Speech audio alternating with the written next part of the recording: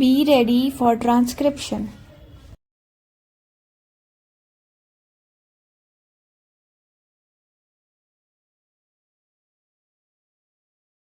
Mr. Deputy Chairman, Sir, I extend to this resolution my wholehearted support, though I wish he had extended its scope by incorporating within it two more services, but then I cannot deal with that subject now. You have assured me that the matter will be taken up on a subsequent occasion. I do not know when that subsequent occasion is likely to occur. Sir, I am grateful to the Home Minister for some kind words he had said about me in regard to my interest in this subject. No doubt for long I have been urging the necessity of creating more All India services. During the last 5 years or so, ever since that recommendation on the subject was made by the States Reorganization Commission, and during the last 1 year and a half near about that time, I have been tabling resolution on the subject twice or thrice, but they could not come up.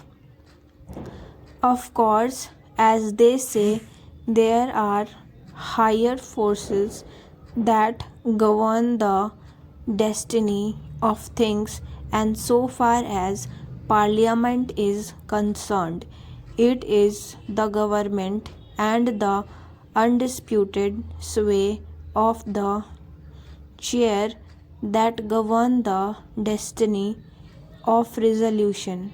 Obviously, it was so ordained that this resolution should come up only now, and that too as a government sponsored resolution.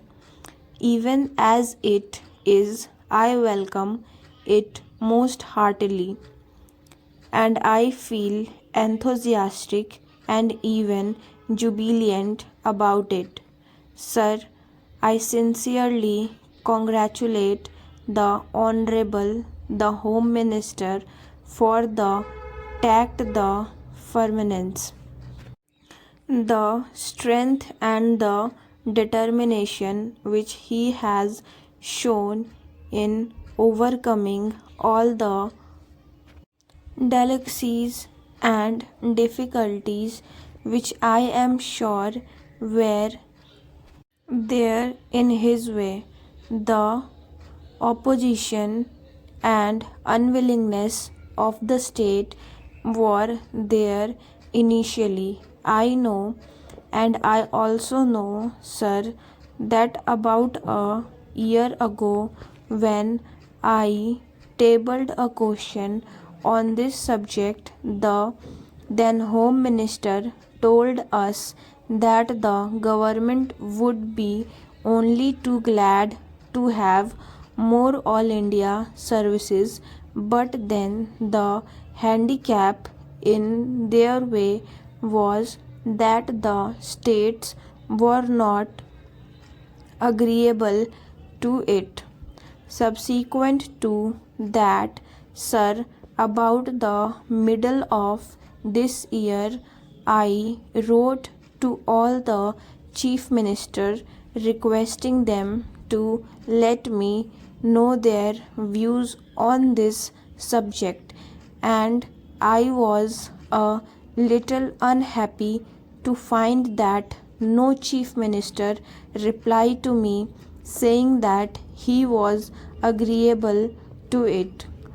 One or two then them especially said that they were against it. So All these difficulties were there in the way of the Home Minister, but I found that by his feat persuasion he has been able to win over all the chief ministers who, in the conference immediately preceding the last one, agreed to it in principle, and in the subsequent conference they agreed to it. It appears obviously in toto, and hence we have before us this resolution supported by the chief ministers of all the state.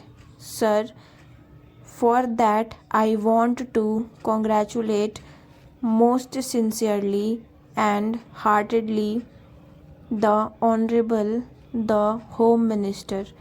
Now, sir, so far as the merits of this resolution are concerned, I do not think it is necessary for me to elaborate on them, because during the last 4 years or so, ever since the publication of the report of the State Reorganization Commission, many eminent men all over the country, eminent administrators and persons who had experience of administration, including the retired Controller and Auditor General, were of the opinion that more All India services should be created. Our Honorable the Prime Minister, as also our Vice President, have on more than one occasion expressed themselves definitely in favor of having more All India services.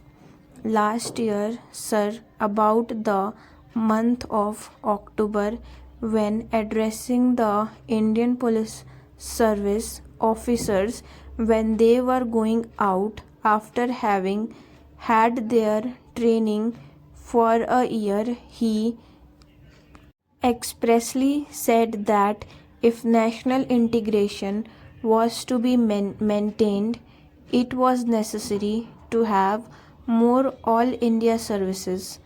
That being so, I think there is not much needed for us to emphasize the necessity and utility for having more All India services. Sir, in the interest of efficiency and also in the interest of integrity, it is absolutely necessary that we should have these three All India services as also some other. The major problem these days before us is that successful implementation of the development programs has to be carried through. It is not enough that we should have big schemes. It is not enough that we should allocate large sums for the implementation of those schemes, but it is necessary that we should have competent personnel to effectively implement our schemes, so that in a short time we may be able to carry forward our country to economic prosperity all round. In the past, during the pre-independence period, we had quite a number of All India services, but then when we framed our constitution, we dispensed with the other, retraining only two. It appears to me that necessity has now arisen for reorganization of the